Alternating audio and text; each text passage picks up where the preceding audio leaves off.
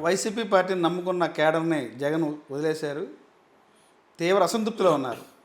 ఎందువల్ల అంటారు ఈ ఐదేళ్ల కాలంలో పార్టీని ఈ స్థాయికి దిగజారడానికి వైఎస్ఆర్ కార్యకర్తలని పట్టించుకోకపోవడమే అధికారం రావడంతో ప్రతి మంత్రి కూడా జగన్మోహన్ రెడ్డితో సహా కార్యకర్తలను పట్టించుకోలేదంటారు. నిజం కాదంటారా?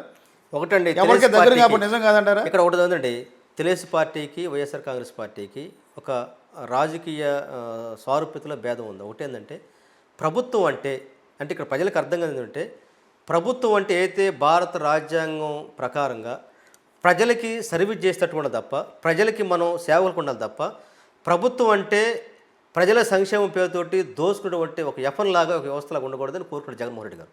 చంద్రబాబు నాయుడు ఏం చేస్తాడు? ప్రభుత్వం అంటే Telugu party cadre, Telugu party కార్యకర్తలు బతకడం తప్ప ప్రజలు కాదు. అదే క్రమంలో స్కీములు అంటే స్కాములు పెట్టి దోసుకోవటం. అందువల్ల అంటే జగన్ ఒక నూతన విధానంలోకి వచ్చినాక ఒక పక్క 2019 నుంచి 2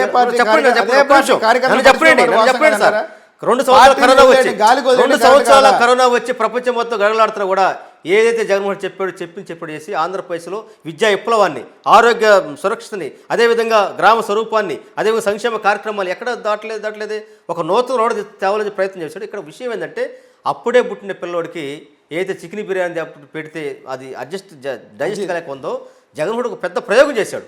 ఆ ప్రయోగం ఇప్పుడున్న సమాజానికి అర్థం పోవచ్చు, కానీ లాంగ్ రన్లో మాత్రం జగన్మోహన్ రెడ్డి గారి విధానం నినాదం భవిష్యత్తుకు ఆధారపడుతుంది. అందువల్ల ఏంటంటే ఇక్కడ ప్రభుత్వం అంటే పరిపాలన అంటే ప్రజలకి సేఫ్ గార్డ్గా ఉండదు తప్ప ప్రజల పేరుతోటి దోసుకునే వ్యవస్థ కాదు. అది చంద్రబాబు నాయుడు వచ్చినాక సో అర్థమవుతుంది కదా. లెక్కల పేరుతోటి, ఇసుక మాఫియా పేరుతోటి మొత్తం కాంట్రాక్ట్ మొత్తం ఈరోజు మొత్తం వాళ్ళ కార్యకర్త దోసుకోవడం కోసం పెట్టాడు కదా, అది మా ప్రభుత్వం కాదు. అందువల్ల ఏంటంటే ఇప్పుడు దాకా ఆంధ్రప్రదేశ్ రాజకీయ స్వరూపంలో ప్రభుత్వం అనేటువంటిది అదే అన్నమయ్య సినిమాలుగా ప్రజలకు సంక్షేమం ఎట్లా ఉందంటే రాజుగారు ఒక ఐసు పెద్ద ముక్కిస్తే చివరికి వచ్చేకి చిన్న ముక్కగా తీరిపోయి ఇదండి ప్రజలకు ఇస్తున్నాం అని చెప్పేసి ఆ విధంగా దోసుకునే వ్యవస్థలో నుంచి ఏదైతే మనం ఇచ్చే ప్రతి పైసా డైరెక్ట్గా పేదవాడికి వెళ్ళాలనేటువంటిది ఒక కొత్త నూతన ఇచ్చే క్రమంలో ఇప్పుడు దాకా రాజకీయాలు అడ్డం పెట్టుకుని దాచుకున్నటువంటి వ్యవస్థకు భిన్నమైన దాంట్లో కొంత ఇబ్బంది పడ్డ మాట వాస్తవం. కానీ లాంగ్ రన్లో ఒక ప్రజా సంక్షేమాన్ని, ప్రజల యొక్క ఒక మార్పు కోసం ప్రపంచం పోటీ పడుతున్నటువంటి ప్రపంచంలో ఆంధ్రప్రదేశ్ ముందుకెళ్ళడం కోసం ఇంగ్లీష్ విద్య కావచ్చు, విద్యా విప్లవం కావచ్చు, అదేవిధంగా సాంకేతిక ప్రపంచాన్ని అందుకునేటువంటి ఒక నూతన విధానాన్ని, ఒక కొత్త పరిపాలన దక్షతని ఈరోజు జగన్మోహన్ రెడ్డి గారు తీసుకొచ్చే క్రమంలో ఇప్పుడు దాకా మనం ఒకవైపు చూసాం నాడడానికి, రెండవ చూసే క్రమంలో ఆ టర్నింగ్లో కొద్దిగా స్లో అవటం వల్ల అది కొంచెం ఇది కాకుండా తప్ప రాబోయే రోజుల్లో ప్రపంచంలో ఆంధ్రప్రదేశ్ అగ్రరాజ్యం తీసుకెళ్ళటంలో జగన్మోహన్ రెడ్డి గారు తీసుకున్న విధానాలే ముందుకెళ్తే తప్ప చంద్రబాబు నాయుడు లాగా దాచుకోవటం కాదు. కాబట్టి ఆ క్రమంలో ఇప్పుడు చూసినటువంటి పరిపాలన పరిస్థితులు జగన్మోహన్ తీసుకున్నటువంటి విధానం వల్ల కొంత కార్యకర్తలను ఏమనుకున్నారు, మా పార్టీ వస్తే మొత్తం మేము కూడా మీరు చెప్పుకొని గుంటలు తీసి మొత్తం దోపిడీ చేసుకోవచ్చు, ఎస్సీ కార్పొరేషన్ లోన్ దోసుకోవచ్చు, బీసీ కార్పొరేషన్ లోన్ తీసుకోవచ్చు, అదేవిధంగా స్కిల్ డెవలప్మెంట్ తోటి దోసుకోవచ్చు అని కొంతమందికి ఉంటే అది జరగల. దాన్ని మనం కార్యకర్త నష్టపోయినట్టు కుదురుతుంది. ఈరోజు ఇప్పటికీ మాత్రం చెబుతా ఉన్నాను, జగన్మోహన్ రెడ్డి గారు బయటకు వస్తే వేలాది మంది లక్షలాది మందిగా ఆయనకు స్వాగతం పలికే పరిస్థితి ఉండి త్వరలోనే నిరూపిస్తాం. రేపు జనవరి నుంచి ఆంధ్రప్రదేశ్లో వైఎస్ఆర్ కాంగ్రెస్ పార్టీ అధినేత జగన్మోహన్ రెడ్డి ప్రజాక్షేత్రంలో రాబోతున్నాడు. అప్పుడు వీళ్ళు నమ్మకం వీళ్ళ యొక్క నాటకాలు డ్రామాలు మొత్తం ప్రజలు గమనిస్తారు. సూపర్ 6 కాస్త డక్అవుట్ అయిపోయి వాళ్ళు ఓడిపోయే పరిస్థితి ఉంది. కాబట్టి ఖచ్చితంగా అయితే ప్రజలు ఇప్పుడు దాకా ఏదైతే ఆ ప్రభుత్వం నమ్మి మోసపోయిన ప్రభుత్వాన్ని బుద్ధి చెప్పే రోజు రాబోతా ఉంది.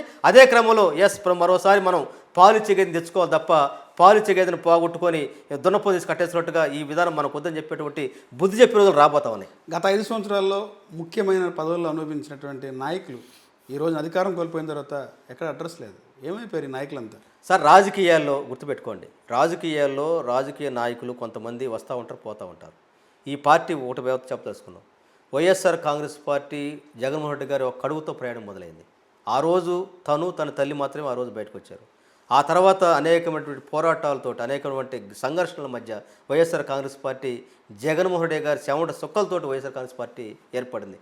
ఆ క్రమంలోనే ఒకసారి 15 సీట్లో నుంచి 63 సీట్లకు వచ్చి ప్రతిపక్షాలు అదే క్రమంలో ఈ రోజు ఏంటంటే అవినీతితో పుట్టిన పార్టీ. అవినీతి గురించి మాట్లాడక ఎవరు ఎక్కువ ఉందని చెప్పండి. ఈ రోజు చంద్రబాబు నాయుడు అవినీతి గురించి మాట్లాడే ఎక్కువ ఉంది. నేను అడుగుతా ఉన్నాను, 2 ఎకరాల రైతు కుటుంబం నుంచి 2 లక్షల కోట్లు అట్టు వచ్చి అతను చెప్పండి. ఆ మ్యాజిక్ అని చెప్పండి.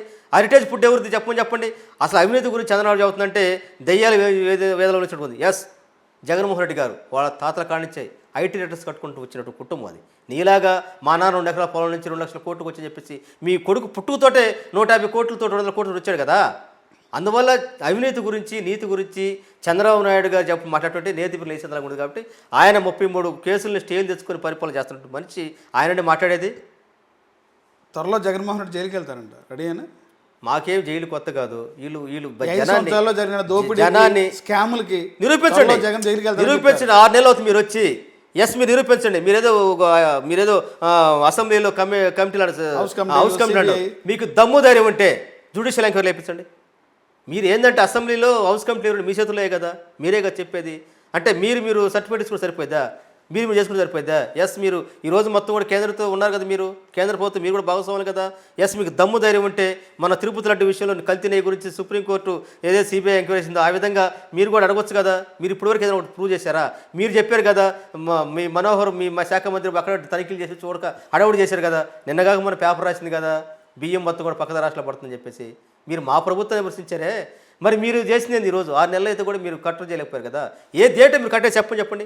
ఇది మొత్తం ఏంటంటే ప్రజల మొత్తాన్ని డైవర్షన్ చేసే పాలిటిక్స్లో భాగంగా ఇదిగో పులి ఎందుకంటే అదిగో పులి ఇదిగో తోకనట్టుగా మేము జైలుకి వెళ్ళిపోని చెప్పేసి ఒక కన్ఫ్యూజ్ వాతావరణం ప్రజల మైండ్లో పెట్టి చంద్రబాబుకి ఏంటంటే అతనికి ఒక ఇది ఉంది, ఏమని అబద్ధాన్ని కూడా 10 సార్లు జీవితం నిజమైపోయిందని చెప్పేసి అని.